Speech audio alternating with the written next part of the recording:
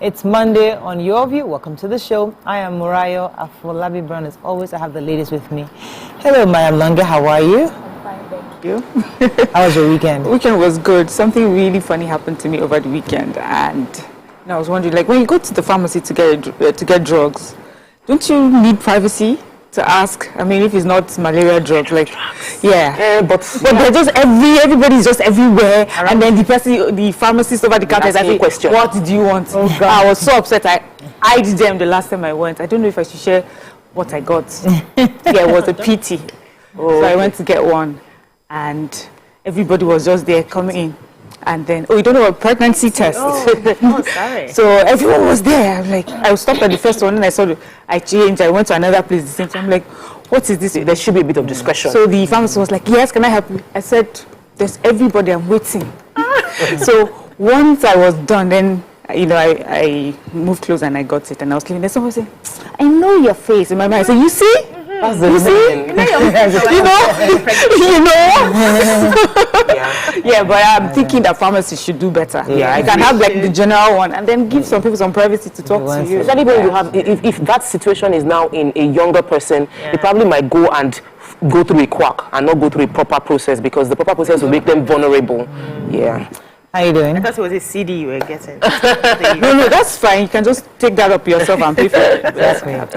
How you doing, Takwe? I'm good. Had a very, very busy weekend. It was church, but it was a really... I've been to a few conferences where she spoke at, and she's very powerful. Why future? She has content. So why not current? Oh yeah, because I haven't built a relationship, and for mentorship, you need to have a relationship where the person understands their stake in your life, and they'll be willing to work with you, pull you back, and ensure that you are on the right track. So, sweetie, drop your affirmation. Yes, she is. How you doing? I'm doing great. I had a restful weekend. You look refreshed. Yes, I am refreshed actually. So I woke up Sunday morning very early and finished my meditation. I was not asking myself, then did some work, just got some materials ready for the real videos I do regularly. I was not asking myself, what should I do? Oga just chatted me, what have we had for breakfast? I said, pancakes. And he said, is it with that sauce? No, he went for a walk. Is it with that sauce? I said, the sauce is not available. Go and make it for me now. I said, the ingredients are not available. It's how we buy it. I enter ShopRite. Shopped. I now used the opportunity to say extra things for him to buy. So I made that pancake sauce for him, and then made the she needs to share the recipe. Yes, I will share the recipe with you guys. I made the curry sauce for rice for him. He had a good time. He sent me love messages. I wanted to post on social media before, but I said he has warned me, take our life out of social media. So I enjoyed my WhatsApp messages by myself. I was smiling, I was blushing. He loves it when I cook, and I don't have time to cook often. But I'll just do my best once in a while to just give him that treat. Like, he really loves it. She's blushing. But you see, the thing is, sometimes people learn. If I see the way you love, I might learn how to love better. Yeah. So we shouldn't. Skip it out of social media. But a few times, share the lessons that. That's what I will just keep it out of social media. Yeah. Share the lessons enough already. How was your weekend?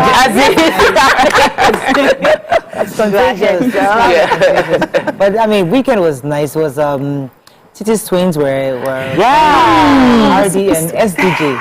So Saladin Jacobs. Director of news at TVC. Her daughter was 1 year old. So I didn't look at the venue. I just went to a house with the baby and everything, and then realized that it wasn't the venue. But I was so upset with myself. I went to Titi's party. It was nice on Saturday. Sunday, church stuff, the whole thing.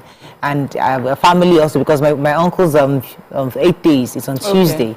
So I had to still see family just to find out the plans and everything. But not bad at all. Looking forward to this new week. Hopefully getting some good news. Hopefully this week. Of course. Let's go on a quick break. When we come back, we go through the front pages of the paper. Stay with us. We'll be right back.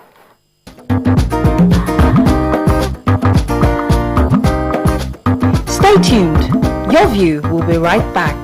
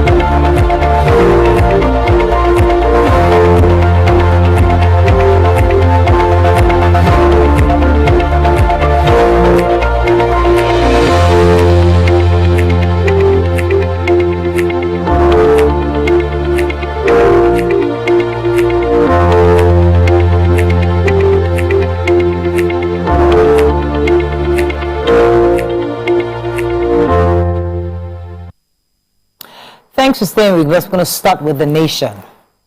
Drama, suspense, uproar over the Rex declaration of the nanny, as in Adamawa. APC controls Senate with 59 seats. 22 feared killed, houses razed in fresh attack on southern Kaduna community. Idris is Kebbi governor-elect. UBA raises profits to 64.4 billion naira in first quarter. Chidi Amuta got it all wrong on Obi, says Alake. And investors lose 601 billion naira in 4 days. Let me start with the banana story, because all over weekend, everybody there was a lot of drama on is she not. You know, we got an announcement just for INEC to say the announcement cannot stand and must not stand, because the REC, that's Hudu Unisari in Adamawa State, announced Senator Aisha Bunani as the governor-elect without being authorized to do so. According to them, it's the job of the returning officer to make that announcement. And besides, the collation, according to the report, wasn't completed, so they stopped all collation. They said the commission said at the REC, which is this morning, to review Adamawa's situation and take a final decision. So we're waiting for that decision this morning. But it was wrong for the REC to go ahead. I mean, but unfortunately, I think he was also battered. I think it was also a video. I'm not sure if it was him, but he was beaten up. So we don't know exactly what happened, but hopefully we can get some investigation to be sure exactly what transpired. But either way, wait for INEC's decision this morning. Yeah. As much as I would like, would love it. A female governor, especially from the north. You know, I just don't want the circumstances. Want it to be done the right way. Right way surrounding this. Yeah, I have a story. So, in the spirit of politics continuation, the APC is said to have secured the majority seat in the 10th Senate, you know, that's following this weekend's conclusion of senatorial elections. They said 5 other political parties, including the PDP, have collectively won 50 seats. So what we have is that the APC, this supplementary election, the APC won 4 and PDP 3. Then PDP style is 36, Labour Party 8, the NNPP and SDP won 2 each, ABGA and YPP won 1 seat each, and then 2 heavyweights, you know, got back. Another heavyweight, you know, lost a seat. Just regular. Yeah. So APC is the majority in the House. Yeah. So the gap is not so wide either with PDP. I thought it was 54. No, 36. Okay, 36. Okay, well, at least we have different people, so they can still swing things, because if they all come together, if all the other parties come together, they can still swing certain votes. But I'm happy that we have a good mix in the House. So a sad story. About 20 people were on Saturday night killed, several others injured after gunmen launched an attack on Runji village, Sankwap community of Zango Kataf local government area in Kaduna State. They said the attack occurred barely 3 days after 8 people were killed at Antak Njeri village of the same local government. Now, according to the story, they said the attackers stormed the community for a few minutes to 10 p.m. on Saturday and started shooting sporadically into the air and killing people, razing houses. A lot of people scampered into safety incidents. Governor El Rufai also described the incident as unacceptable and unjustifiable, and this has left a lot of residents of that community injured. Some of them have died, and they are hoping that you know, the government will do more to protect the lives and property of people in Kaduna State. It's just a very sad story. Very sad. I've taken 2 stories on killings in that Zango Kataf area, and it keeps happening over and over again. I want to take the story about the economy and the investors panicking. Nigeria investors lose 601 billion in 4 days, and this was because of a panic that happened based on concerns over the macroeconomy and currency risk. So the investors and exporters window, Naira fell by 16 points to 464 to $1, and while parallel market it fell by 13 basic points to 743 to $1, and that caused a major crisis. However, the Nigeria's forex reserve grew a little bit by 38.89 million to close at 35.43 billion, but we still have a macroeconomic crisis to manage, and it's not looking good economically. Okay. Let me go on a quick break. When we come back, we continue with the punch. Stay with us. We'll be right back.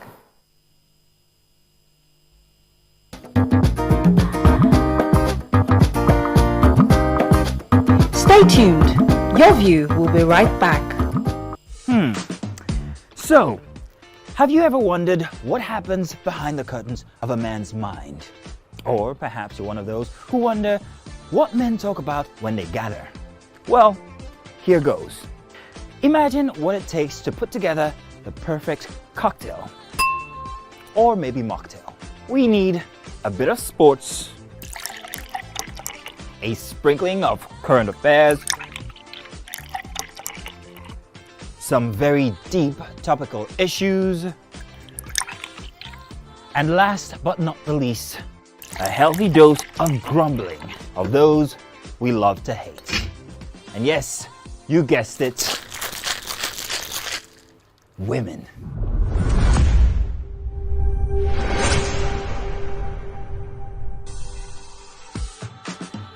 So, if you catch the drift, then you're onto something. We will provide you with the right insights into most of your curiosities, right here within this beautiful cocktail we call the Black Table.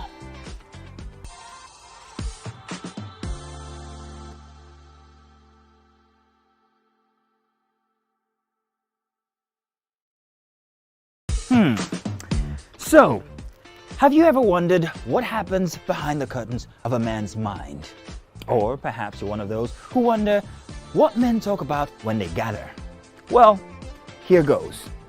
Imagine what it takes to put together the perfect cocktail. Or maybe mocktail. We need a bit of sports, a sprinkling of current affairs, some very deep topical issues, and last but not the least, a healthy dose of grumbling of those we love to hate. And yes, you guessed it, women.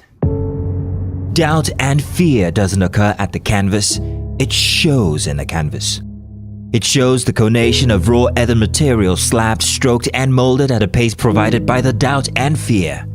Every move way in the struggle of one to the other, merging the past to the present, brushstrokes of colors seen but not known. For when the wailing stops, the pieces settle down in abject beauty erected for a century of a century. Speaking, advocating, protesting as the arts are meant to be.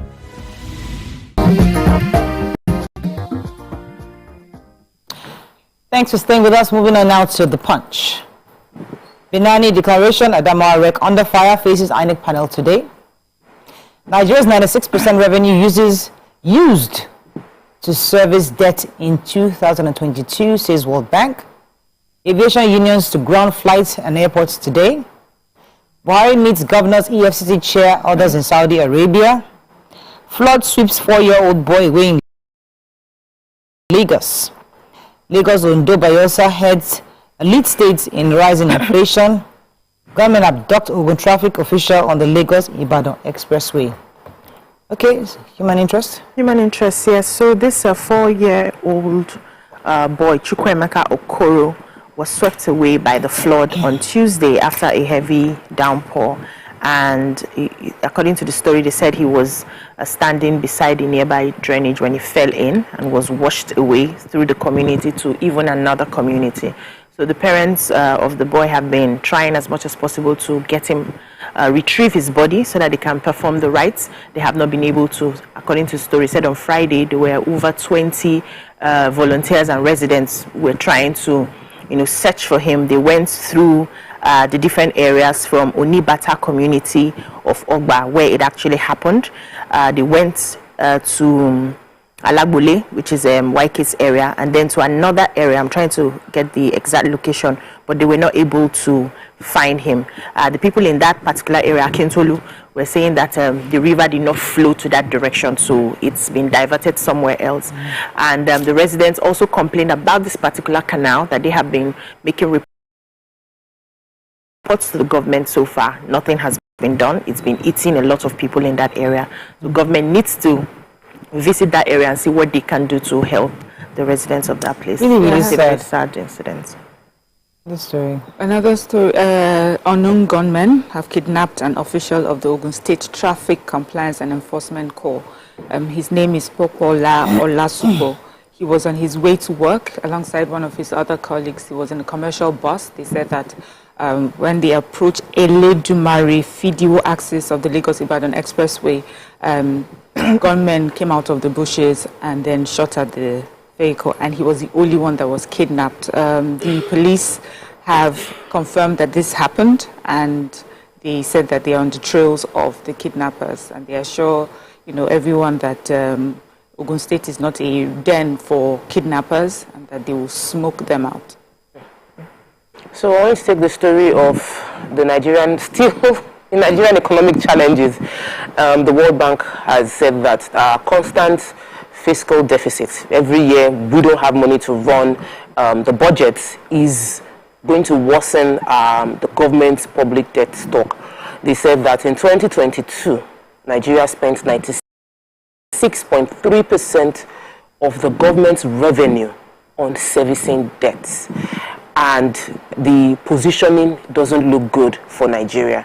Of course, they have their advice. They said that the redesigning of the Naira did not help Nigeria, that it hampered the economic growth and made poverty, hampered economic growth and poverty reduction efforts, that it even increased the number of poor people within the country and worsened the forecast for Nigeria.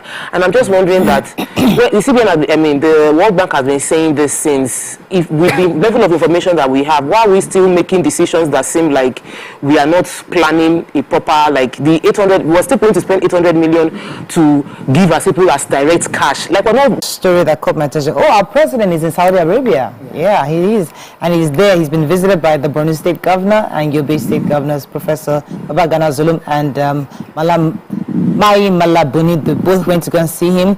And also the chairman of the Nigerian Diaspora Commission, Honorable Abikadabi Erewa, and the Chief of Army Staff, Lieutenant General Tuko Baratai. They all went there to go and see him, just to give them updates on what on their various assignments, and also all the various situations back home.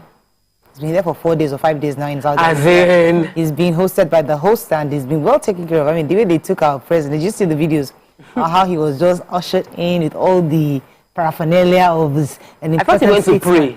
He went to pray also, but he was also recognized as president of the whole Nigeria. Anyway, so he was there and he was speaking on the report, saying that all the reports he's getting, whatever Nigeria has achieved today, is due to the power of its democracy, which therefore, and its institutions, which therefore must be strengthened going forward. And I'm happy that he likes to speak to us when he goes out of the country. I would like to understand, is this a thing? Like, wherever he goes, people must go? It's easier to see him there. In Nigeria, there's a lot of protocols. There's a lot of, you can't just walk to Asoro and go and see president. Even remember there was a time where even the speaker was saying that they've not spoken to president, Governor El Rufai. I'm trying to say the president, I've not seen him. So it's not easy to access him. Different once he goes to a different country, protocol is different. Protocol is a bit more released, it's relaxed, so it's easy to access these important people. Just say my own. When are you traveling? Come and access you. Please. Okay, let's move on to Daily Sun. Have we gone on a break? Yes, we have. Daily Sun. We went early. Striking workers cripple airports operations. LP crisis deepens as 2 Guber candidates emerge in Imo. Contact dormant account owners before taking their monies. Shareholders urge CBN. FG awaits legislative approval to disburse $800 million to vulnerable Nigerians. Another bloody day in Kaduna. Tension in Adamawa over Guber results. IPOB, no threat to 2023 census in Southeast NPC. The major headline, airports across Nigeria will be shut down today as aviation unions commence a 2-day warning strike over non-release of their reviewed condition of service, negotiated with 4 aviation agencies over 7 years, in addition to the planned demolition of Lagos offices of some agencies.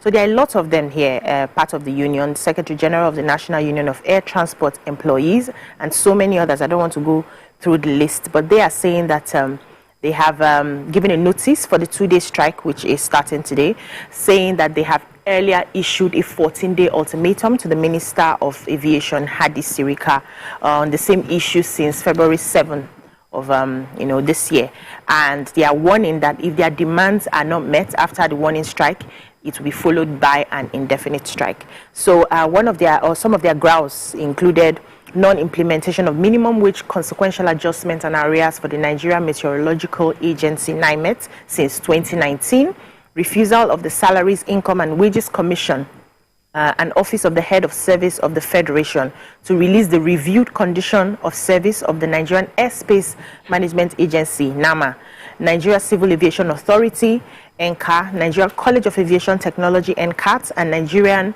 Meteorological Agency as negotiated by between as duly conveyed by the Federal Ministry of Aviation since upwards of 9 years. So these were reviews that were supposed to have been done for them 9 years ago that they have not done. And they are saying that, the heads of the unions had a meeting with the government. They had promised, they had held a Zoom meeting in April, and they had promised that they would be able to shelve the strike if some of these their needs and demands have been met. And so far the strike has just started. They are asking that the government does what it needs to do, the agencies do what they need to do, release what they need to do, or else it will just be indefinite. Okay. This may not work for us right now. Okay, so we remember, I think it was last week when we said the CBN had signed into policy accounts, unclaimed balances and other assets in savings, current, term and domiciliary accounts, anything that had been saved for 10 years and above. Anyways, we have the Bank Customers Association of Nigeria. They're calling on CBN to tread carefully. They said that because when they remove these monies, first of all, before they even think about removing this money, they should do all that they can to find the owners of this money. The money, yes, that's the right thing. People's money. And secondly, it says that you would, by doing this, you will reduce the faith that people have in banking their monies, and also that many of the old generation banks depend on deposits like this, and taking this money out, these monies that will collapse the bank. Yeah. So CBN really needs to take more time before they go ahead with what they plan on doing. I want to take a story about Rivers State. So Rundele community in Omuha local government area of Rivers State was thrown into panic. They had some soldiers that were meant to guard the oil pipelines within the area, and those soldiers had an altercation with the Vigilante group popularly called OSPAC. It resulted in shooting. They said 2 soldiers were shot. They didn't confirm if either of them that they said they sustained gunshot injuries, and that the OSPAC people carted away with rifles belonging to the soldiers as well as uniforms. The traditional ruler of the area, Demien Ejiowo, confirmed the story that the incident did happen, but they were trying to get information from the military that the Nigerian Army 6th Division in Port Harcourt should also confirm. They said they reached out, he didn't pick his phone.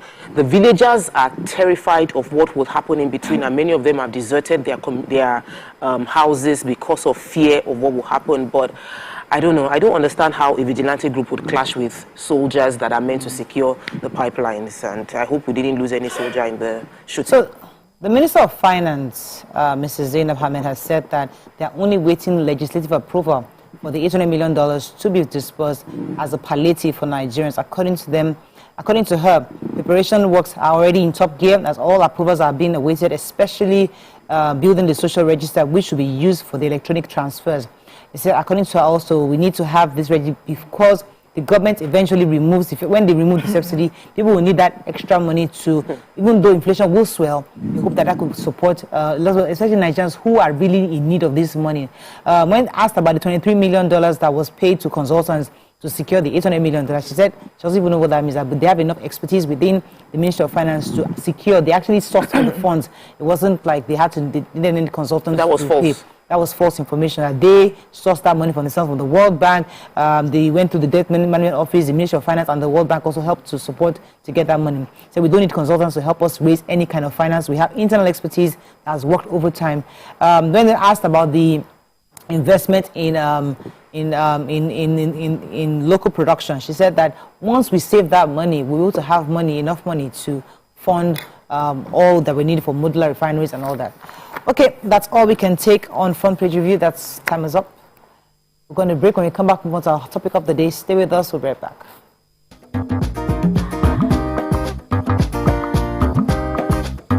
Stay tuned. Your View will be right back. Ladies and gentlemen, make welcome the grand comedian of the Federal Republic of Nigeria, Gbenga Adeyinka the First. OJ right here, 7 of 7, like you already know. Gbenga right here, 7 of 7, like I'm beginning to know.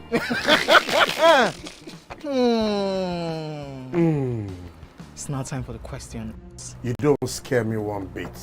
Bata bata, I go drink. So. Okay. So now one chance for enter. My first question. Do you remember the names of the winners of that edition of StarQuest? Of course I do. Why do you? And I hate myself for this. Because I have this question for you. Final question. No. Where outside Nigeria and what year? Think you're the only one that can be wicked. I am thinking, because I know back in the day. Don't think. Answer my question quick. You are thinking too much. I don't like it. The UK. Final answer. Okay. I said, God, please, let me to perform outside Nigeria. Wait. And God gave me a show in Ghana. Drink, my friend, drink. I know. I don't overthink this thing. See where I can. Yes, you overthink them. I would say you should catwalk. Let's catwalk. Where are we? No, that's not catwalking. That's good talking.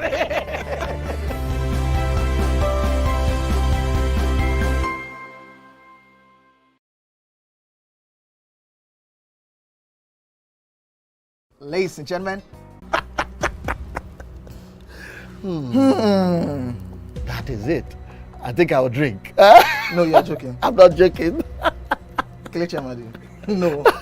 Shay, you didn't whine me. You're whining me now. I think I'll drink. Huh? No problem. Okay. I've always known this as ISO. I never bothered to know what it means. I know what it means, but I never bothered to know what the acronym is. Tell me the brand of camera that I use, so much so that I even became an ambassador. That's very easy.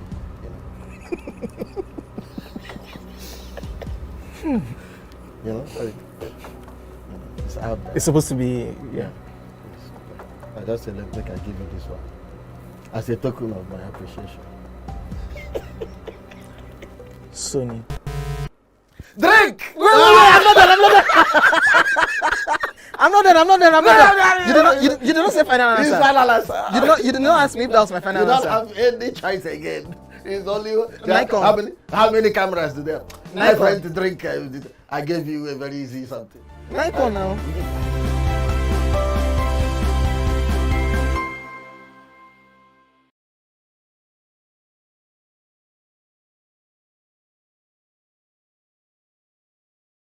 And ask questions if I want to ask questions, and if it's something that I saw coming, I may not even ask questions.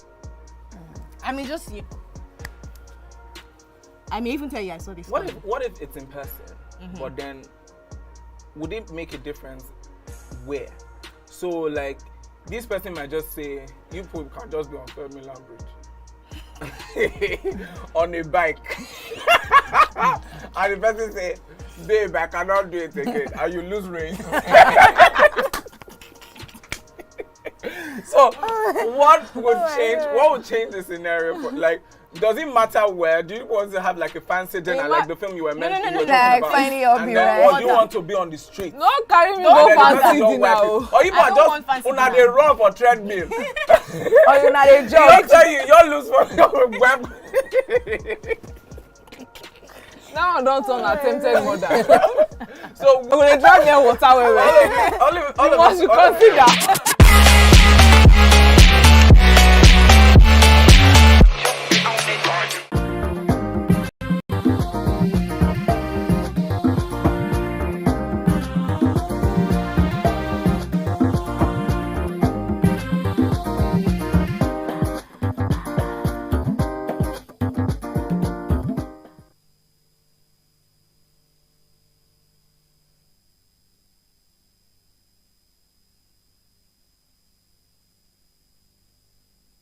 Thanks for staying with us. So today our topic is concerning women. And the reason why this topic is quite important these days, because over the weekend, people were thinking we're going to be having the very first female governor-elect in our country, but unfortunately we don't have those results yet. And then it starts the conversation. How many more women do we need to prove a point? How many more women do we need to ensure that we have enough representation in governance? How many more women can we encourage, or how do we begin to start getting women involved so we're not all just waiting for this one woman to be governor-elect? How do we get more women in space? Especially because many women have grown into corporate Nigeria, especially in banking, in manufacturing companies. We've seen lots of women work their way up the ladder and become directors and become managing directors and being in charge. But in governance and politics, it's somewhat slower. We got some numbers that out of the 423 National Assembly seats declared so far by INEC, only 15 are women. And the numbers haven't really been so far from the last elections either. So what exactly is going on? We've discussed this many times before. But how do we get more women to go up the ladder and grow to the point where they own a ticket? What are your thoughts on this? How do we get more women involved? You can call us on 081-270-53687, 091-390-7694. You can also tweet us at TVC Connect. Please hashtag YourViewTVC so we can read the tweet. So while we're waiting for INEC to declare if we have the first female governor or not, we're hoping between today and tomorrow we'll know for sure. But why do we? My question is, why is it taking so long for women to participate in this at this level in politics? We have quite a number of women who have done well in politics, but we don't have enough coming boldly to the table or doing the groundwork to work their way up the ladder. Why do you think this is so? You know, because we have talked about this many times on different platforms, we've heard women in politics and outside politics give their own view on what this is. For me, I think I would just narrow it down to maybe the way politics is played. Because we see, as you mentioned, in your introduction, that women in the corporate world, they're doing really well. And even have sole proprietors, entrepreneurs who are doing well, and they're taking charge and running companies.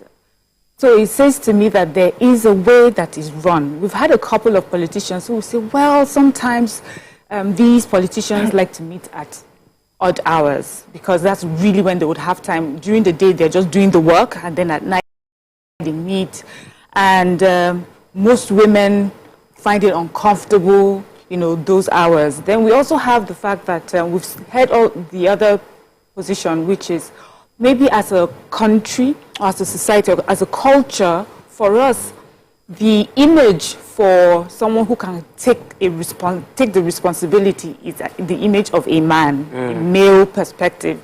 We tend to give that image more respect. A woman has to prove herself over and over again. Politicians who have come or government appointees who have failed as women, or have made mistakes as women, we are denigrated far worse, than their male counterparts. So I think also as a society, we tend to think a man should be in that position. But I do not think it's because women are not trying enough.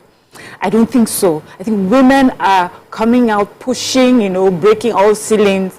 But there is a way that we think, so that's the mindset. And also this particular industry we're talking about, politics, there has to be a different way that they play it. Or women need to understand, okay, we see this is how it's played. We understand it.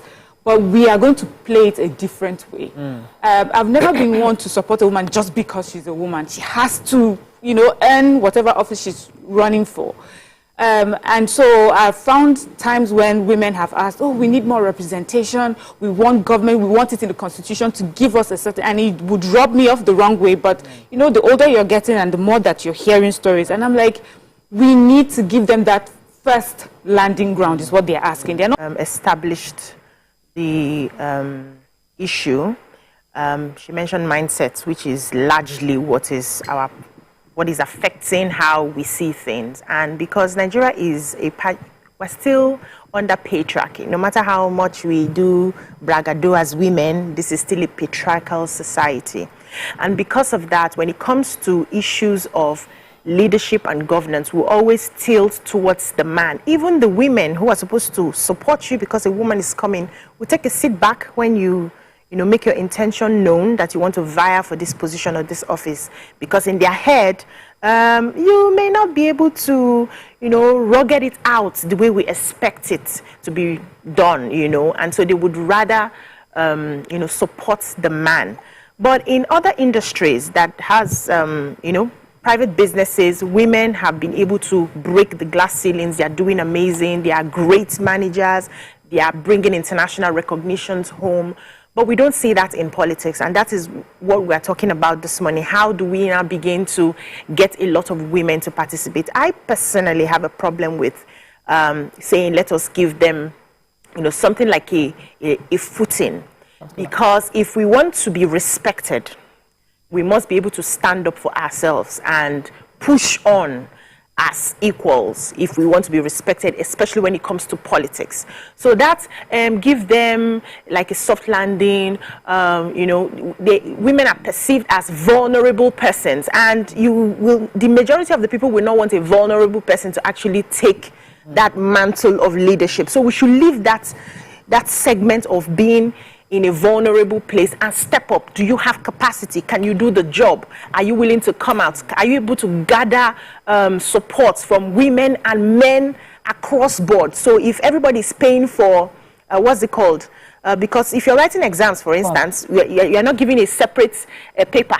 When you're writing JAMB or exams in the university, the female should write this paper and the male should write that paper. We do the same thing. We do the same job. We have the same competencies, right? So when it comes to governance, women must prove that we have the same competencies. If we're going to buy the ticket for 50,000 naira, everybody should buy the ticket for 50,000 naira, and then we're focusing on the competence.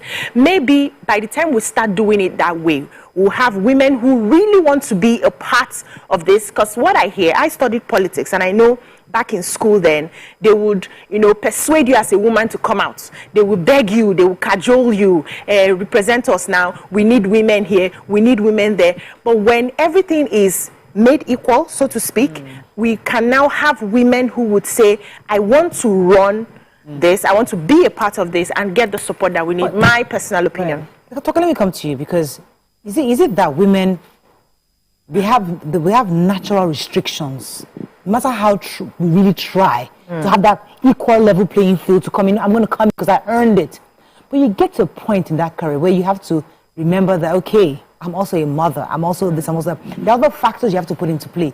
These are restrictions that some men are able to hand over to you as a woman. You're the wife, hey, you handle that area. So can we really go beyond that? Or should we be realistic that this is our role? That's just keep it that way? Politics or generally? Generally, I mean, in politics also. Okay, so for me, I feel as much as women have the intellectual capacity as men, like on a equal level, the truth is women have a lot of societal restrictions and norms that are not our choice, but they are just natural. We have to get pregnant, and for many women, pregnancy is a 9 months you are knocked out, and even a few months after you have to nurse. So there are seasons in a woman's life that no matter how ambitious she is, she would have to look at the season and prioritize what is important in that season, and that importance might be raising the future generation.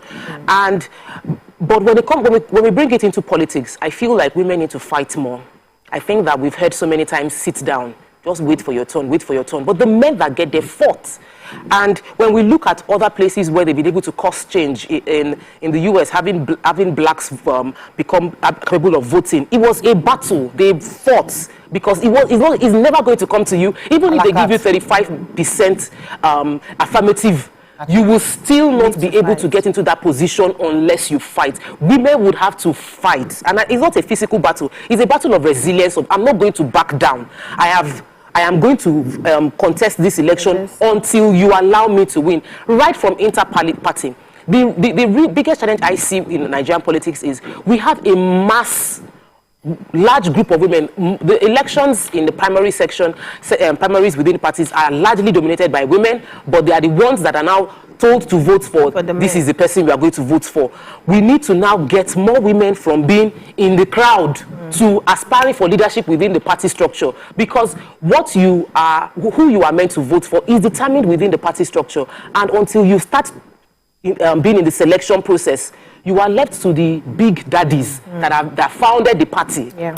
So we need to get more women founding party, getting into the funding of the party, getting into the intelligence of the structure of the party. At that point in time, then when they want to make decisions, let women be the one controlling the mass. We need more godmothers. As a woman, you should be the one in the marketplace that you have 500,000 women that will show up for you. We have that. Then you are the one that can. But let me go on a break. When we come back, we'll talk, because we do have iyalojas who own numbers. But stay with us, we'll be right back.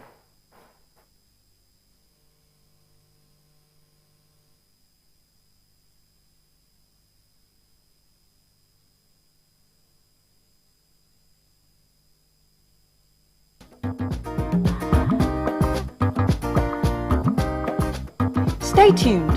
Your View will be right back. Ladies and gentlemen, please help welcome to the show, La General, the one and only Pere Egbe. Which of the following is false about teeth? We are born with 20 primary teeth. Teeth are the hardest substance in the body. Teeth are the strongest bones in the body. Teeth is not a bone, actually. Teeth can self-repair. The strongest bone in the body, no. Teeth is not a bone. Final answer? Teeth is not a bone.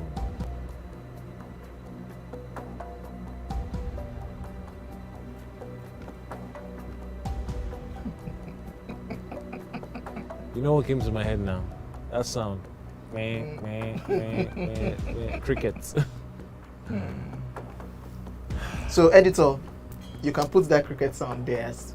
You can still put it down too.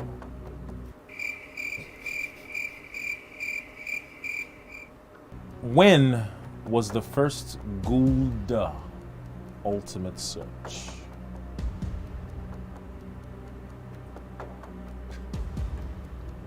Editor? Don't put any cricket sound. I'm talking. Okay, Pere. How many times has Ghana qualified for the World Cup? 5 times. Hey, you can't do that now. That's what it is. Wait. Calm down. Why are you like this? This is your team. Small play now. They will not Somebody cannot play with you again. They will not be impressed though. The team that you're supporting. And Ghana will be alright. Yeah, that's last. Charlie? Cheers, Charlie.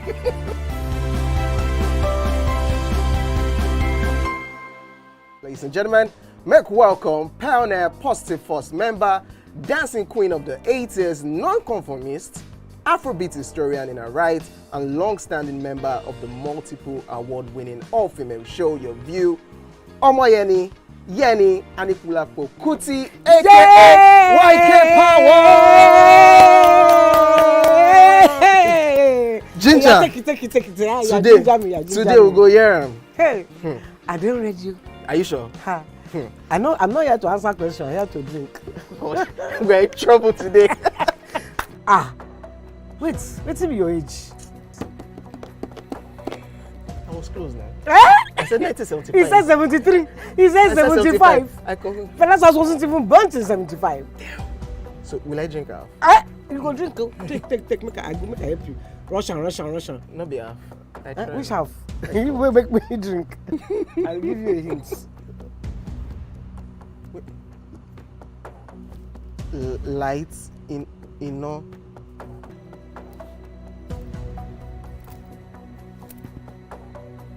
Nepa Road. Nepa Road in Abeokuta. First of all, my brain cannot memorize everything. A big black bug. A big black dog. Bug. A big black bug. Oh, sorry. A big. It don't start. Omo fela. Omo Anikulapo Kuti. wọ́n rò pé kí ni kékeré yìí. It's my eldest son, it's not my eldest son.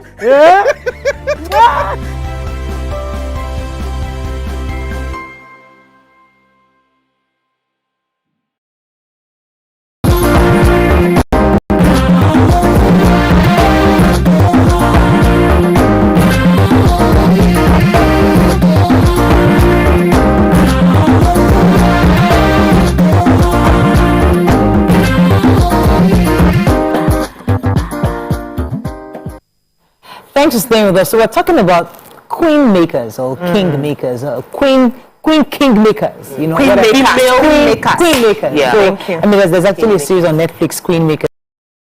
I was about to watch it, but maybe I was going to watch it now. Yeah, sure, too. You see, we need more of them. Because the truth is that whether I like it or not, financing is a big part of politics. And we need more women who have money and say, you know, I'm a job, my only thing I'm going to do right now is support a woman from start to finish. But you see, there are women who are scared of getting into politics. They want to do it, but they always feel that they have to choose between family, they have to choose between loved ones. They can't, it's a difficult decision to make. So are we therefore saying that for a woman to go all the way, she must make that choice? But Morayo, every woman succeeding, every married woman succeeding has the support of the husband. You can't do it alone. And you see them, even the ones in the corporate world, they'll tell you, I have a very good support system. Because you really can't do it without a support system. For a woman to succeed, there's a support system. A man can succeed by himself. He can revolt against everything. You see a man that chooses that I'm married, I have children, but this is my career path, or I'm a politician and I'm going to Abuja. I'm in Abuja every month. And that's not seen. They will not even argue with that. How are your children coping? But the truth is, how are his children coping? Because there's a woman. But if a woman is going to House of Assembly, there will be a case of, so who will take the children? How will you? Men who have already ahead of us.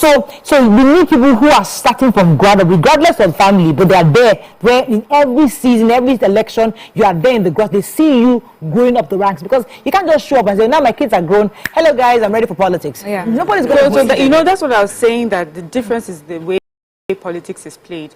When we see in corporate organizations where women are married and they have children and they're still succeeding, for corporate bodies that understand and appreciate the competence that the women are bringing in, they always create an atmosphere or an ecosystem that supports her growth.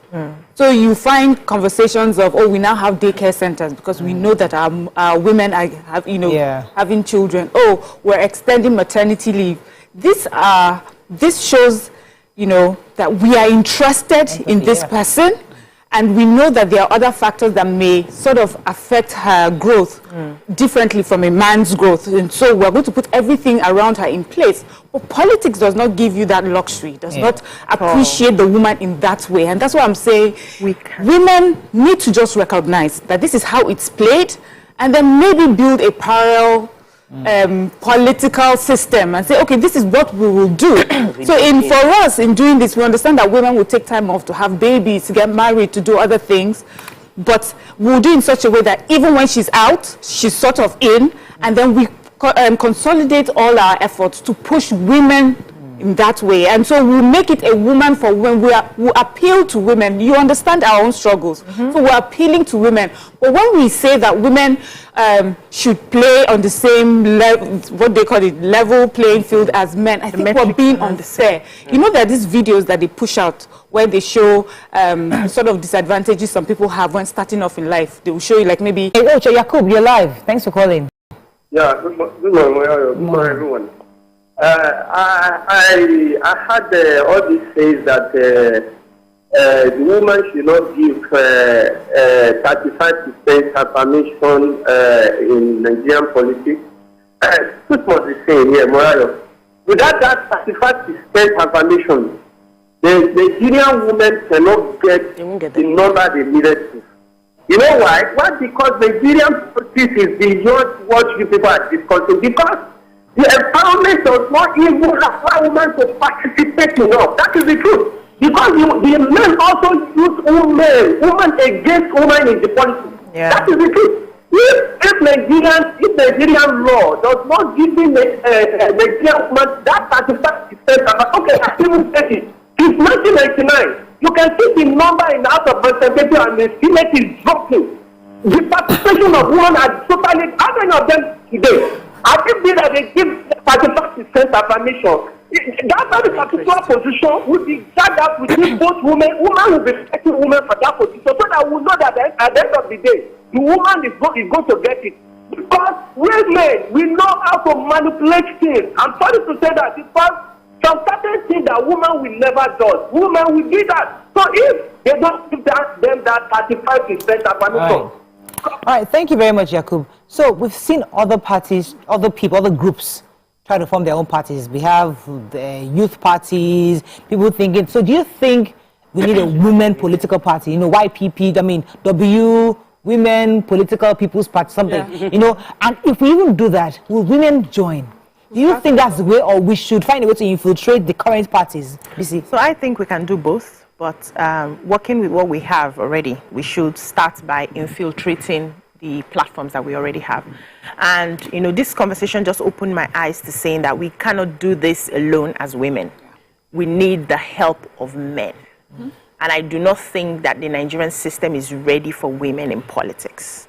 Because if they are ready for women in politics, they already understand that we are disadvantaged in some way, and like you mentioned, we're not starting from the beginning. We're not starting from the same level.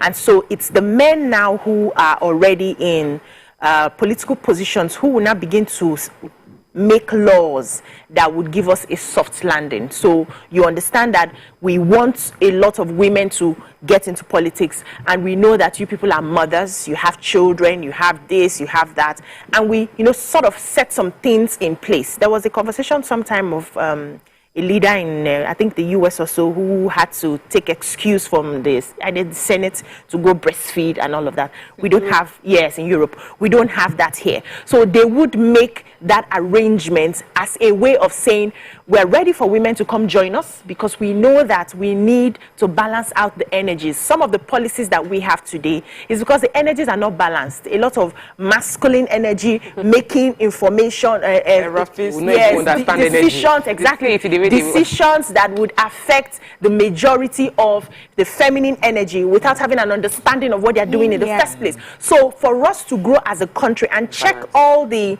countries who are doing amazing, you see that there's like almost at par representation of both energies on the panel. So for you to now say we want to move ahead, we recognize that we have women who are doing amazing in different fields. Oh yeah, come from your banks, from your companies and everything, come and join us. We're going to make things a lot more easier for you to be able to do this. That's what we need. This call, Abosede, we're going to break. Abosede, are you there? I'm there. Good morning. You're live. Go ahead, please. Good morning, ladies. Good morning. You know, I want to say something concerning this women in politics that we're saying. Number one, most times women are the ones that actually frustrate the efforts of other women. If you notice, women are more, they do the more of the work underground, the grassroots work. You see women going, during this last election, my younger sister is into politics, and I saw the work they put in. At the point, people that came all over from, they were, during the governorship election, they came all over, they were retirees. They had registered in Oba, but they had moved down to their houses, they came. And the women on ground, they cooked, they did everything for the older women that came to vote. They cooked for them, they did so much. But the truth is that women don't give themselves the opportunity to strive. Most of the time, they will bye-bye, they will envy, they will do all of that. So because of that petty things, we don't have the opportunity, because men don't have time for search. Men will look quarrel, and the next minute they are talking, but women will quarrel, we will not forgive ourselves, you know, all of that. Thank you, Abosede. It's a narrative we have to change. That's not true. Yeah, it's not even a fact. We have to change. It's a narrative that has been... It has really come, people have accepted it, and it's not a fact. It's not a fact. It's not a fact. How many women have you that you called us held in that you have quarreled with and you do not forgive? If you can forgive, that means they are 99% other people that are also forgiving. So don't buy a narrative that doesn't empower you as a woman. Women support women. All of us on this show, we've supported each other on several platforms. And we're not weird. They gathered a group of six women and from different parts of the world, and we are supporting each other, supporting people across several places. Yeah. So we must change that. And please don't even buy it anymore. Throw it away. It is not relevant. They have used it to disempower us. And we must intentionally change it. Let's get a break. When we come back, we continue this conversation. Stay with us. We'll be right back. Stay tuned. Your View will be right back.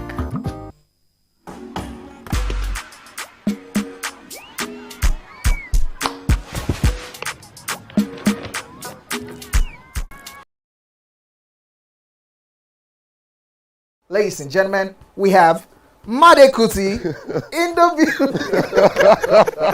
It's still 7 of 7, and we've been doing a whole lot of protesting. The only thing that remains is just to carry placard. It's about 5 of 7, to be honest. Because, ask your question. I have so much to speak about once we finish. We'll not give you the time because it's 7 of 7. I will make the time now. He said he will not ask questions about science.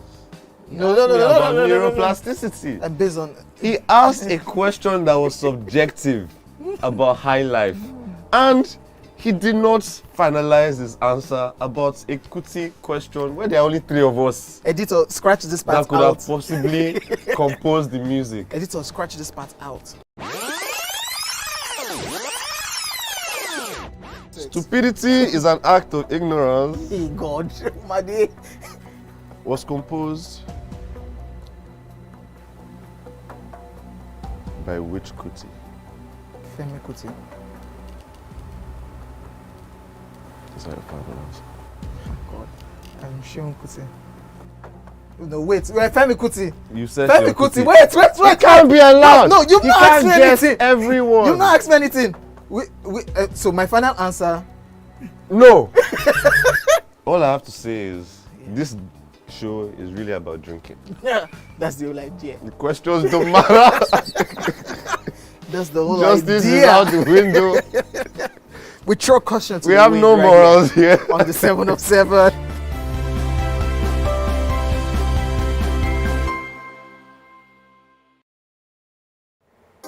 Come closer. A little bit more. Perfect. I have exciting news for you. You asked for it and you got it. Your favorite breakfast show, Your View, will be going to 2 hours. We're going to have in-depth analysis of the newspaper review and more conversations on the hot topics. The ladies of Your View and I will be stirring up our guests to get in-depth into all the various topics, and you, our viewers, will have the opportunity to call in and share your views. After all, it's Your View. Join us on Your View, 9 a.m. to 11 a.m. for a fantastic conversation. Don't miss it.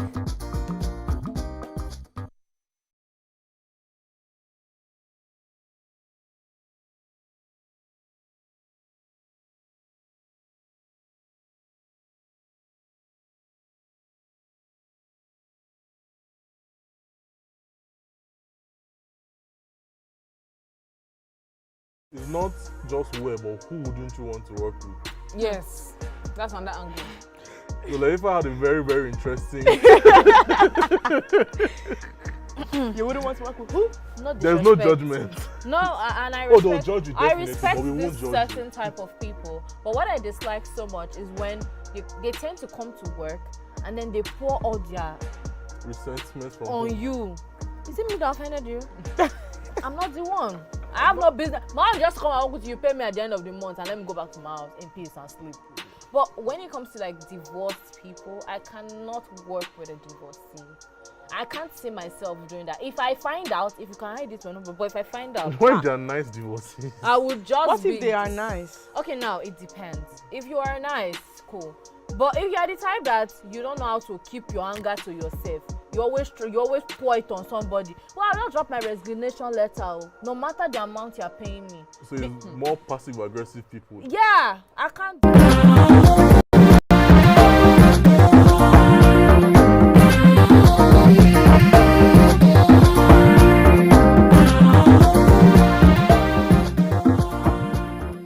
Thanks for staying with us. We're still discussing women being empowered, especially into politics. And we've also seen how people have erroneously used religion and culture to stop women from attaining certain positions. Oh, it's not Islamic. Oh, it's not a culturally acceptable thing for a woman to be heading or leading, because the fact that Binani even got that ticket alone, the fact that she got that ticket in itself. So this is not about Binani, but that in itself told us that many of these politicians use religion to stop and to resist or to prevent or discourage women to get into politics, because this is a woman who has at least gotten the ticket for her party. There are other women who have run so much. I've gone to the point of that being appointed a deputy governor. They actually run for governors in their office in their various states. So we don't have any barriers. The point I'm trying to make is that we shouldn't allow any barriers stop us. Yes, there's family barrier, but you can still have a support system to help you. So what other barriers do you think have been used to stop women? I think that we have a systemic barrier in Nigeria against women in politics. And the reason I'm 100% sure about it is because the systems where they took out that barrier, we've seen thriving political participation of women. Rwanda made a conscious decision of like it's 50-50, and they have 2/3 of women in their House of Assembly. In Rwanda, more than anywhere else in the world. Why did that happen? There was a system created to make it possible for women to contest and thrive, and they did it. In appointment 50%, it was a decision. So if we want women, it's not by mouth. We can't fight, and I said earlier that women need to fight. We will fight, but we cannot fight a system that is pressed against us. Our fight is not to fight into position. We should fight the system to open up for us. Women in business had to fight for the business space to open up for them. That's why we're now seeing women thriving and analyzing that scientific statistics are showing that women are better managers within the corporate world than even men. But it took a long time for women to fight the system to open up for them to show that they can be excellent. It's impossible in Nigerian system to have a breastfeeding mother. Kenya has it. Rwanda has it, Australia has it. Politician, a breastfeeding mother as a politician. It cannot work here because the system now, you cannot even smell, you will not smell the paper. You won't think about it because our system does not even allow women think when they are in that stage of having children, that politics is an option for them. That is a systemic war. So we need to open up that system to allow anybody that has aspiration be able to aspire and get into the position. Talking about systemic war, I think one of the things that we have done so far, but we need to work on also, is just how women we see ourselves.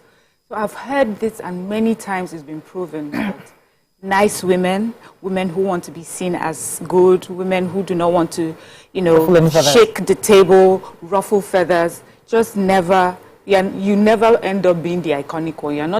We don't read about you. We read about Funmilayo Ransome Kuti. Why? Because she was a rebel. So we need to, and then we need to understand that sometimes it will take, breaking barriers is not going to be easy. Breaking barriers will not have the whole world just at your feet and praising you. It means that you're going to have enemies, it means you're going to hear criticisms, but you're going to push forward in spite of that. And when women push, these barriers, we also need to educate other women that that's not the time to call them out. That's not the time to join forces and say, oh, you're not meant to be doing this. We should join with women that we see forging ahead. We should support them. I'm happy that the last caller, and we're all trying to get a word in to say that we have just received the narrative, we have just accepted a narrative that is really not ours, which is women sabotage each other, we're not always there for each other, as if it's something that only women do. It's something that human beings do. Betrayers do. It's not a woman thing. In politics, more than anywhere else, who are the ones that we hear betray each other? Who are the ones that we hear backstab each other? When they talk about disloyalty, how many women do they call in politics when they're talking about that? The women are actually the ones that are willing to be loyal to somebody because of the maybe investment that person has done. But men are known to cross capital apart from cross capital, to put their own interest above who their godfather is. They'll tell you, yes, you may have done that, but time has come for me to stand for myself. So women, we are actually, I think sometimes maybe our loyalty even is what brings us down. So it's okay to push, it's okay to be different, it's okay to be seen as a rebel, as long as you're a rebel for a good cause. Yes. Go ahead. Okay. I would also like that we start early. it's not okay to just wait till you have done everything, you are almost at the retiring age, and then you say, okay, now it's time to get into politics. We have young people that we're raising, and in schools they start out with leadership roles, the senior prefect of this, senior prefect of that. Some of them nurse this ambition into the university where they go to the SUG and all of that. What are we doing as parents to encourage these young ladies who want to be in the space of leadership? I was discussing with somebody who is in government, and he was saying that all his life he has always wanted to be a politician, a leader, because he was nurtured in that. His parents had something to do in leadership, and then he was nurtured in that line, and he chose it. He studied it in school. He has his master's degree in that line of leadership, and so that's all he has ever known. He has never worked in corporate Nigeria. He just wants to be a politician. Do we have young women who are nurtured in that way? We need to start having that conversation. Not when your child comes back to say, I want to contest in so and so, you say, I beg, it's not for, I did not send you, I don't want them to mislead you, I don't want. So some of these things now make women move away, like it's not for me, let me just find my skill somewhere else, maybe in business and all of that. So we must start early. And you know, talking about having queens, like godmothers, we need that now. The ideologies of today somehow have been used by the political heads to work against their own gender. So they have the population, they have the women who listen to them, but they should ask themselves, what voice am I giving to this woman? What am I allowing them to do? So what we hear most of the time is, oh yeah, all of you are going to support this person against the agenda. So they may need to start, we may need to start having conversations with them to say, which woman do you think in your clique has the capacity to do this? Are you willing to support this particular person? And we'll just see how it goes from there. We need to wrap up on this, but I'd like to wrap up with a quote from one of the women we really love, Ndidi Nwuneli. So she said that as you rise in your profession or industry, leave the door open for the other woman to enter. Be the first woman president, CEO, leader of an organization, but never the last one. And I think we can say that to those who have gone ahead of us to ensure they leave the door open so more women can get into politics and achieve even greater heights. Let's go on a break. When we come back, once our next guest, stay with us. We'll be right back.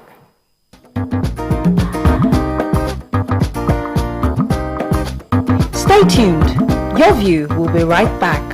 Ladies and gentlemen, make welcome the one who can make time stand still forever, Mr. Kelechi Amadi. How are you doing, sir? I'm good, my brother. You love that intro, Abi? Yeah. It was great. Okay. Thank you. We try like that. Thank you. Now my question, which I feel is a cheap question. Oh, go ahead. What does ISO stand for?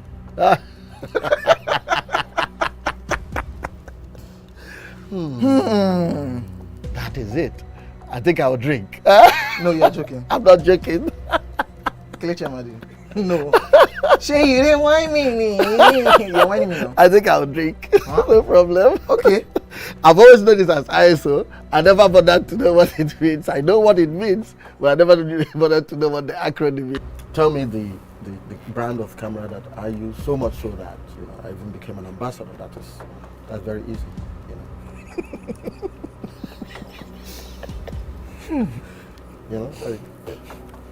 It's out there. It's supposed to be, yeah. I just said, let me give you this one as a token of my appreciation. Sony. Drink! No, I'm not done. You did not say final answer. It's final answer. You did not ask me if that was my final answer. You don't have any choice again. It's only Nikon. How many cameras do they have? Nikon. My friend to drink. I gave you a very easy something. Nikon now.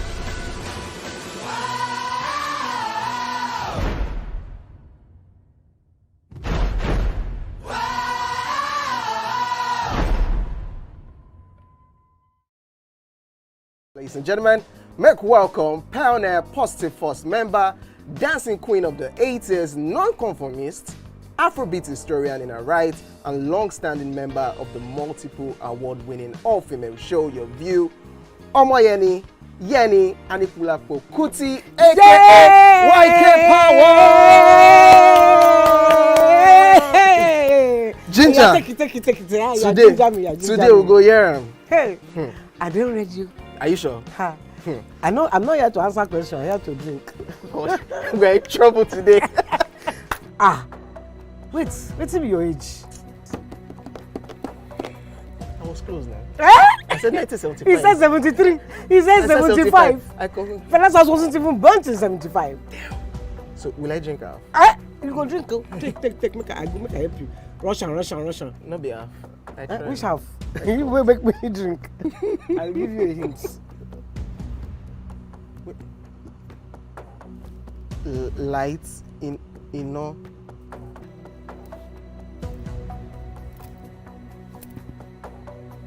Nepa Road. Nepa Road in Abeokuta.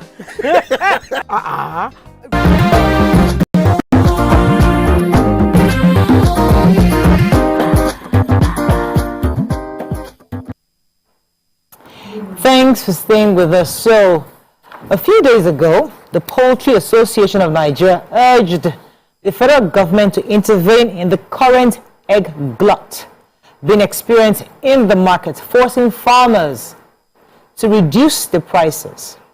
Joining us on the show is the chairman, Poultry Association, Ogun State, Mr. Idowu Adenuga.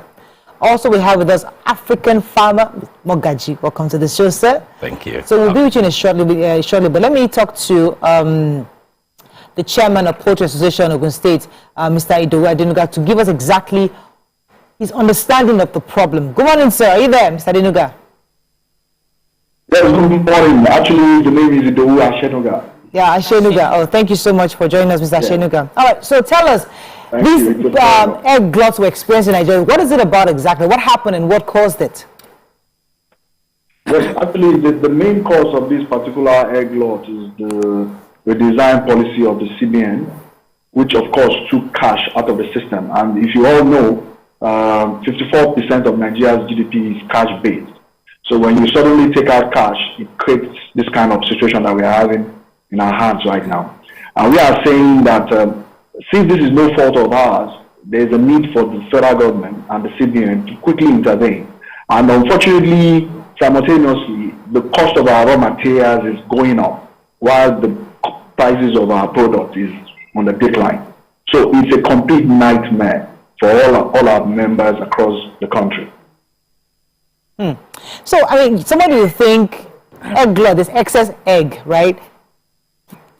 Yes, absolutely. Okay, so it's affordable. So for Nigerians, it's a good thing. Cheap. It's called cheaper for us to. Why is that a problem for the manufacturers? Not even cheap. Poultry farm.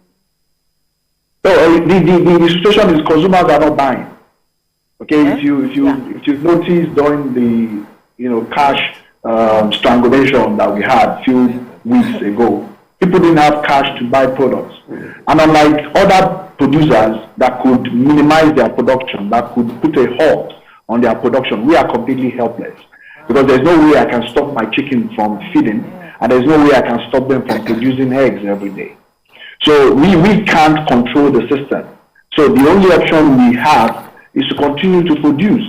And that's why we are begging on government, and this our sector is peculiar, is different, and they need to attend to us very urgently. All right, let me come to our guest in the studio, because anything that happens, if I have to catch a cold, I'm asking the government to go and do something. Everybody calls on going for everything. In this situation, what do you think government is supposed to do exactly? Well, fortunately, Mr. Idowu is my friend and a colleague, a professional colleague. I would say this, that before we call on government, associations can, take more responsibility. The government can do so much, but what we're having now is similar to what we had during COVID. Where we could not distribute eggs, where people could not buy eggs. and 3 years after, we're in the same condition. Yes, this scenario was caused by Naira Translation. Yeah. However, a core conversation is around distribution. So the farmers are producing, but consumers are still buying expensive. So what that means is that we need to take the eggs. We need systems that distribute. I studied the Colorado egg system in Colorado, not theory. Now there are just about 3 companies distributing eggs all over Colorado. So we need associations and cooperatives, urban cooperatives, to go into that distribution value chain such that we don't allow farmers to face these challenges ever again. It's mostly a function of distribution. Egg is still the same in number centers in state capitals. It has not dropped. So so the farmers cannot push out more. The middlemen, they cannot buy more because people are not buying from them because they don't have cash. So we need to, we need governments. Where we need government is to facilitate conversations around distributions, some funding, incentives. But even if we distribute, though, let me come to you, ladies. So the part, because the poultry farm has, let's say, 10,000 eggs, you've been feeding them the same amount of money last year, the same amount of food last year. The price of food is going high, and you cannot stop feeding them. You must keep feeding the chickens every day. When they are laying eggs, they are laying eggs every day. If they don't come and pick up yesterday's supply of eggs, today's supply would land, tomorrow's supply will land. You will need to, people were throwing away eggs in February. They were burying eggs because there was nobody coming to collect the eggs from them. So they had to crash this price of eggs from their own manufacturing, from their own poultry, from the farms. And even with that, they are now, the calculation is now at a loss. The money they are spending on feeding the chicks, they are not making it back from the eggs. So that is the current crisis facing poultry. So how does distribution solve that problem? So they bringing it to people's houses? How? Because it's a cash issue.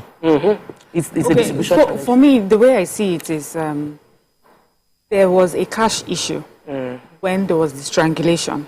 Right, so I'll use myself an example, and I'll use a foreign market. I will not call your name, that woman that I buy eggs. When the strangulation started, it moved from 2,000. It's now 2,100. It's now 2,200. Now, as of today, it's 2,500. Right, but I understood at that time because yes, there was no cash, but then now there is cash. Her price has not dropped, and then you're here, and Mr. Shenuka is here, and he's saying to us that there's egg glut. I don't understand that. So I feel that the middlemen. So this is where you would explain. The middlemen, are they deliberately creating a scarcity for us and making your job as farmers harder because they want to make a profit? We the people deal with them. Or is it that our distributors do not have the wherewithal, they don't have the transportation, the logistics to get eggs, but they were doing it before the strangulation, but all of a sudden, what is happening that they are unable to do it? So that's the... So you see, I always say that that is a major reason why investors lose their money. But instead of people funding and investing in that bottleneck to create a solution, they go and produce more eggs. So bottom line is, and I stand to be corrected, Mr. Idowu will contribute to this. This issue of egg glut happens almost every year. I am an advocate that there's nothing like egg glut. There's a distribution problem. There will be egg glut in Oyo and Ogun because that's the egg basket in the country. And in Lagos, people are looking for eggs. Yes. So it's primarily a distribution. During COVID, there was a man, I was in a group, and the man called and was lamenting he had about 2,000 crates of eggs to sell. So I just told him, is there any estate close to you? He said, yes, in Ekiti. How many? He told me. I said, go to the association and tell them you have eggs to sell and sell at farm gate price. He sold those eggs that day. So it's fundamentally a distribution challenge. People want to eat eggs. So, and the farmers also, the exposure also is not there to know that when there are crises, you cut your cost early. How? Which is sell out. Make some money and not lose everything. Because the chicken must continue to eat, like you said. They must continue to lay. So if you don't sell anything, you'll totally lose out. So if you invest in distribution and marketing, or you form a collaboration, then you do that. And so until we focus on distribution and marketing, and this is the same with yams, with tomatoes. February tomato was wasted. Let me ask Mr. Shega, come to you. Mr. Shega, do you agree that distribution could be a solution to this problem? And what has the association done so far to help in this glut? Yes, well, I completely disagree with my colleague pinning this down to distribution. Because for me, people tend to assume that farmers are illiterate, farmers are uneducated. You know, in the poultry sector in Nigeria, we have highly sophisticated investors, of which I'm one of them. Talking about distribution, I bring my eggs to Lagos. I supply supermarkets. My eggs are branded. But what we're talking about here is a complete shutdown of cash availability. I brought my eggs to my traditional buyers, and they could not buy. Why? Because they still have the inventory of my previous supply. And why do they have that inventory? They have the inventory because consumers didn't have cash to buy from them. That's what this situation cannot be compared to COVID. During COVID, we sold. This is a completely different scenario. I have logistics that I distribute my eggs. I don't sell at the farm gate. Our farm is about 40 years old. We've not been selling at the farm gate because we understand the need to invest in logistics, which we've done. So this is not a logistics problem. And then I also need to bring to the fore the fact that now this crisis is being compounded because let's assume Nigeria consumes about 1 million eggs daily. Okay, today you're unable to sell the 1 million eggs. Maybe you have a backlog of 600,000. The next day you produce another 1 million. You have another backlog of 600,000. In 1 week or in 10 days, you're talking about 6 million eggs. Okay. And that's the situation we found ourselves. As of 2 weeks ago, when we took inventory, our members had more than 15 million eggs inventory. And then how do you push 15 million eggs into a market that consumes 1 million? So the only thing that could happen now, two things could happen. If Nigeria had investment in egg powder and egg processing, you could push this inventory to the processing facility. But unfortunately, we don't. And we've been crying to government, we've been talking to government to aid us to invest in egg processing because that is a very sophisticated investment. It's like producing powdered milk. You now have powdered egg. Yeah. All right, let me go on a quick break, sir. When we come back, we'll continue this conversation with you. Stay with us, Brad. Back.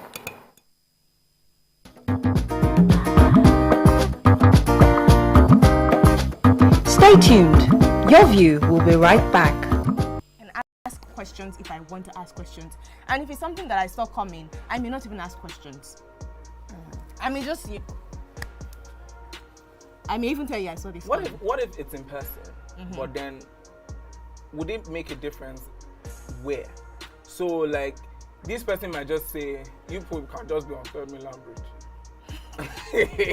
on a bike, and the person say, babe, I cannot do it again, and you lose range. So what would change? What would change the scenario? Like, does it matter where? Do you want to have like a fancy dinner, like the film you were meant to be like finding up you, or do you want to be on the street? No, carry me go fancy dinner. Or you might just una dey run for treadmill. Or you not a job. You tell you lose for your web. Now I don't turn attempted murder. So which would it be? Because I'm like, in person you have the closure that you want and the few injuries. Guys, that's one place. It could be inside the car. You can sit down inside the car. Why car? Why not bike? Who will be driving? Why bike? Who will be driving at this The car point? will be stationary. Pray I'm not the one driving. The car Just will be pray. stationary. Because I go master. You can't be telling me like me. I'm going to drive near water. You must consider.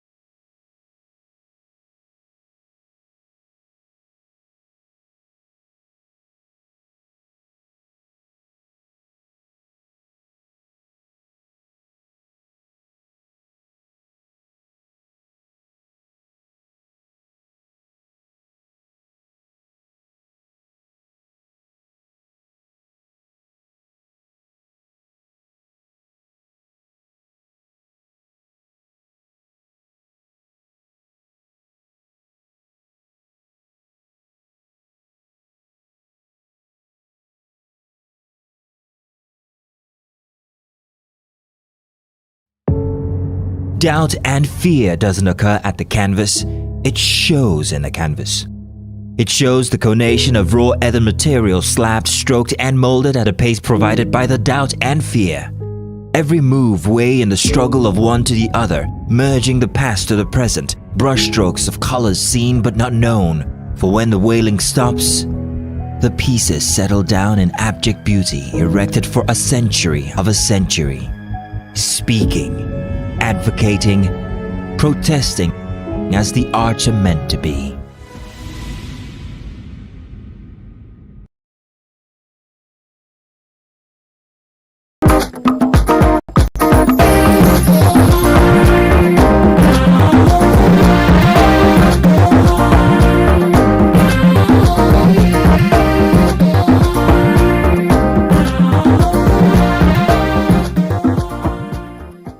Thanks for staying with us. We're still discussing the excess egg from the farmer side, because we don't see the excess in our own side here. But the farmers are complaining that there's a glut in the system, and we're discussing the reasons why there's a glut. So, Mr. Baka,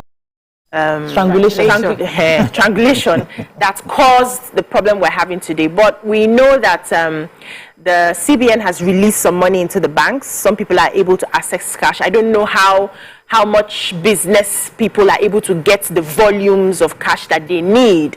But this is a problem that is temporary and would likely be sorted. What do you think can be done in the short term? What can the farmers do to help themselves? So we know that cash right now is not as much as we want it. Do you advise them to probably start doing transfers, and how will the transfers work for them so that they sort out this problem of egg glut? And how do we as consumers get these eggs, because we actually need it and we're still paying the same 2005 as if there is no egg glut?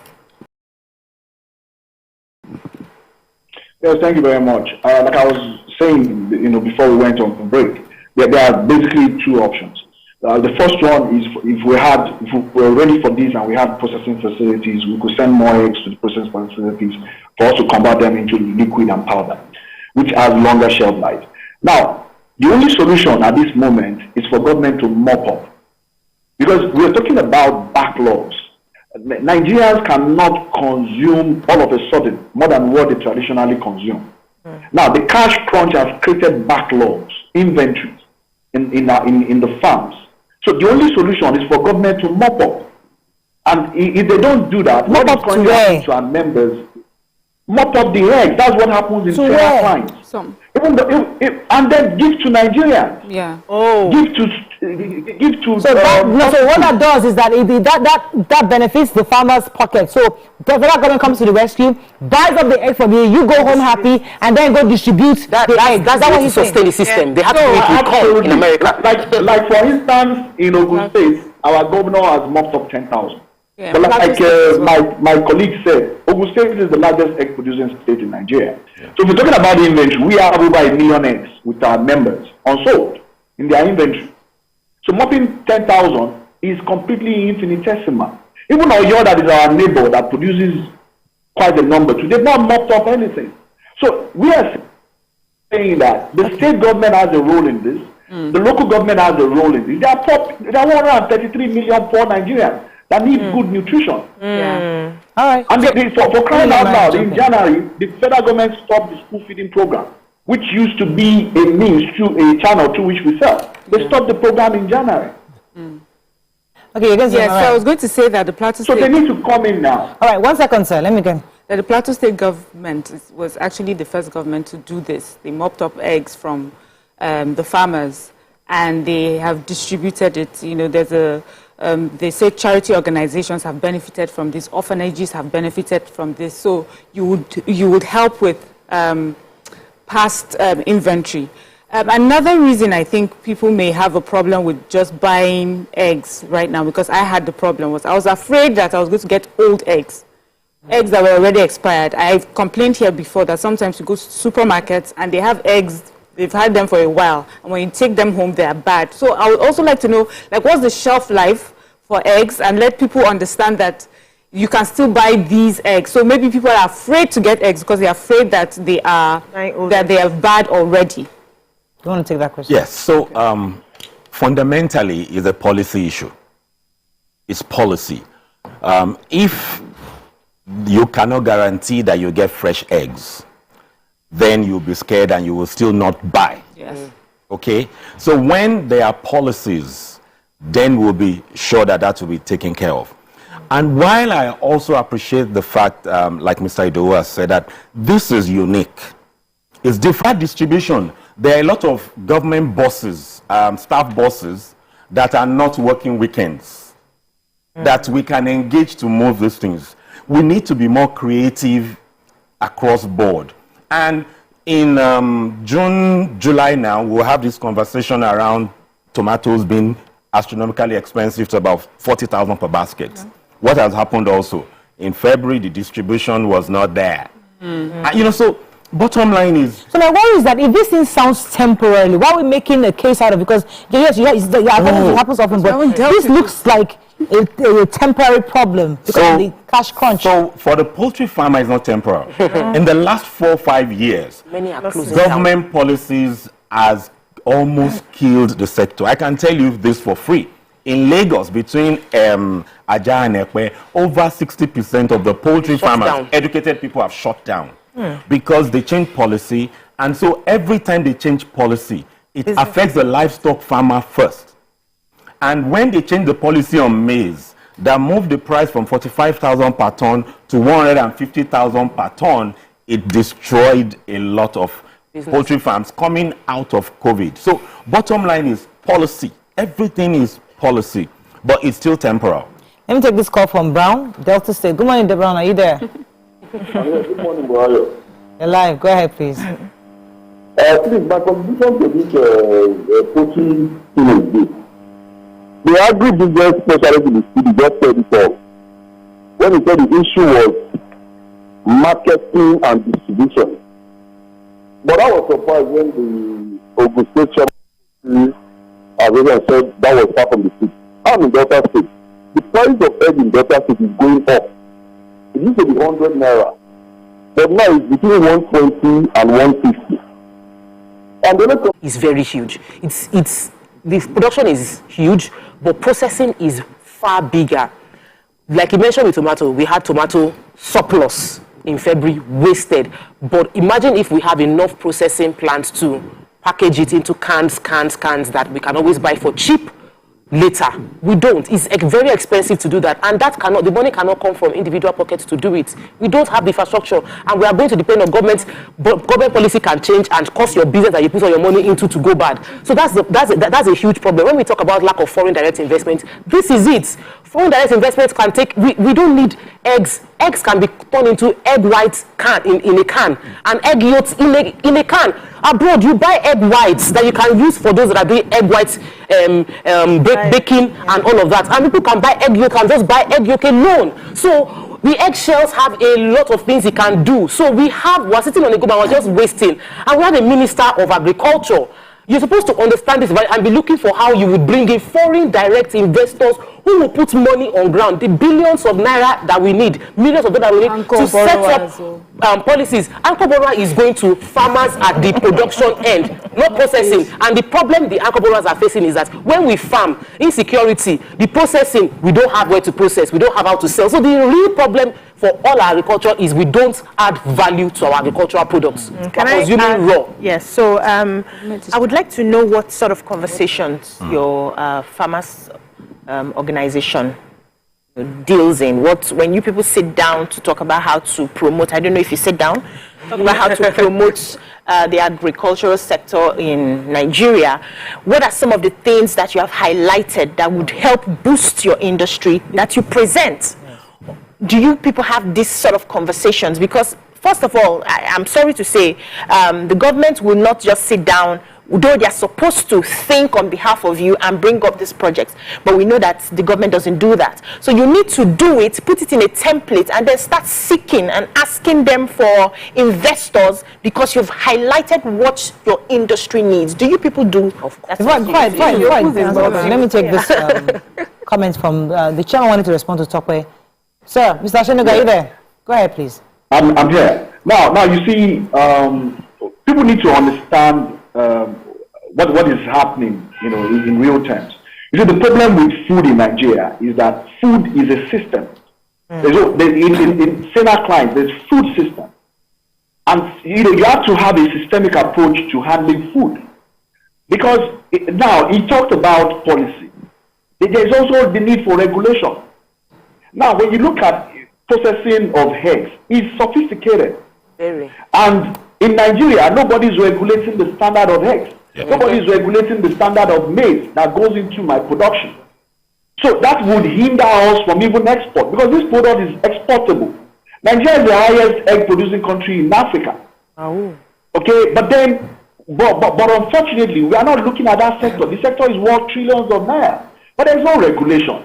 If there's no regulation, there can't be standard. And there will never be an investor that will come into that end of the value chain without regulation. Right. So let me pause you for let me pause you because I have a caller that I have to take. Lamide Akala, good morning. Thanks for joining us.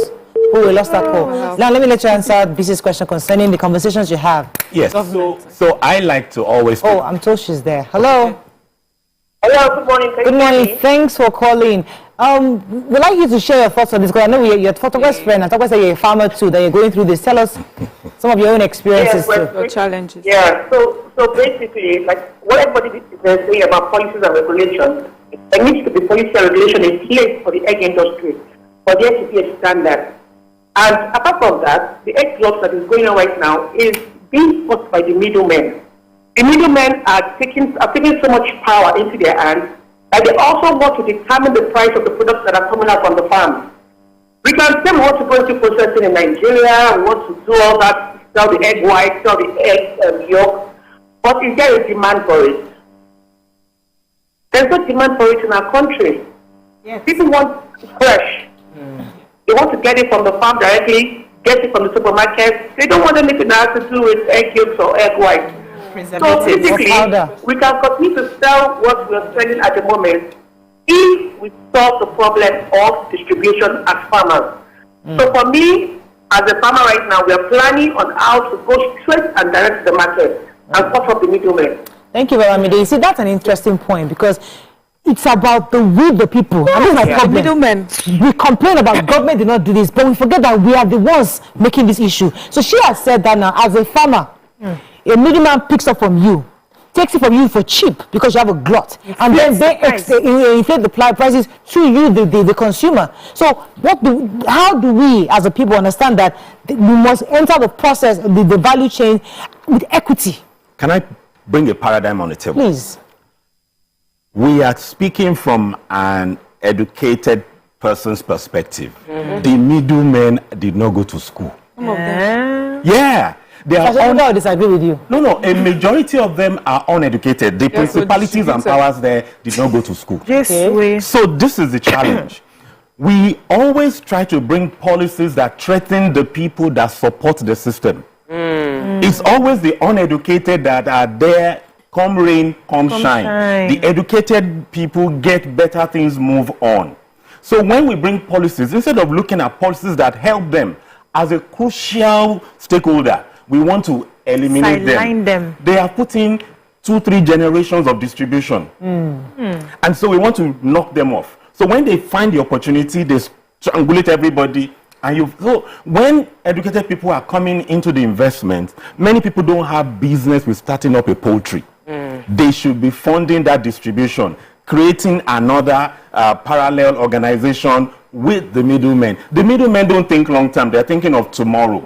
It's just like the politics you're talking about. So bottom line is, until private sector, new administration comes to sit down with real players who have burnt their hands, policies would not change. And I heard they're writing policies now, and there are private sector people writing the policies. Salary earners, not practitioners. So the thing is going to be in a spiral. Can you give me an example of one policy right now that you think is... And the challenge, let me balance the conversation, is that because we're not regulating what goes into the eggs, when they produce the eggs, the multinationals may not be able to buy our eggs, maybe because of antibiotics residue.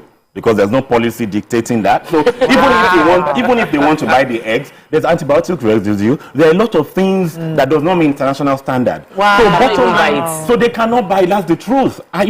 Let's call it spade a spade. So there's a lot that needs to happen. So we need to update our eggs. So the multinationals want to buy, even though the multinationals have a cabal globally also. They are funding egg producers outside the country and not funding here. So there's a lot of global food politics. So what I'm saying, our government could have done a policy that if you are producing eggs, if you need egg powders within Nigeria and we have eggs in Nigeria, you must find a way to back channel your production. But don't put antibiotics in my eggs. We must first start with policies that ensure that they produce safe standards. Safe eggs. Same thing when your soft drink in Nigeria is even from the soft drink abroad. Yes, the sugar here. Same brand. So we have to ensure that a lot of standardized. It's a cocktail of things that need to be resolved. That's why the caller said, what the demand we have now is just buy egg. All this powder or no powder is too much. That's it. Needs to be done. Right now, what the demand we have right now is just sell egg. We want to buy it fresh. And to get that done, middlemen. Somebody needs a party of the farmers, middlemen, and retailers. There has to be some kind of. We have to have. But I hear what he's saying. He's saying that when we do that, when farmers now say, okay, middlemen, you are my problem. I'm going to make sure I meet the consumers directly, is that you make for the time where there will be a period where you need that middleman, but because you have shown him that you can go over him, because he needs to make a profit and maybe make up for the losses he's made when you went directly over them, then we'll have this issue of constant. Your coin. If there's no system, as I speak to you now, we've gone to the presidency, we've gone everywhere, but nobody's even calling us to the table to engage. But there are some roles that are supposed to be played by government. There are some roles that are supposed to be played by the private investors. But we all need to get to the table and engage. And everybody has clarity on the roles they need to play. And that's where there is a gap. Because when they are coming out with policies, they are not bringing us to the table. And these are policies that will throw our investments into jeopardy. And that's the challenge we have here. So, with this particular situation, there is nothing that could solve this problem, except our farmers are burying eggs already. Talking about quality, the eggs that are going bad on the farm, they are burying hundreds of thousands of eggs are already been lost. There's a minimum to what you can give. All right, we have to wrap up. Thank you, Mr. Shonuga, for joining us this morning. Unfortunately, we ran out of time.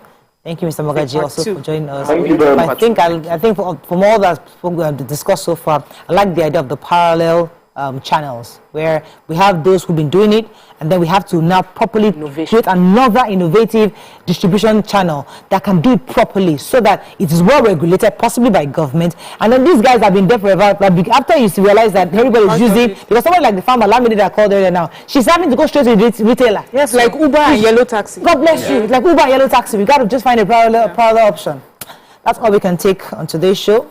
See you tomorrow. Bye for now.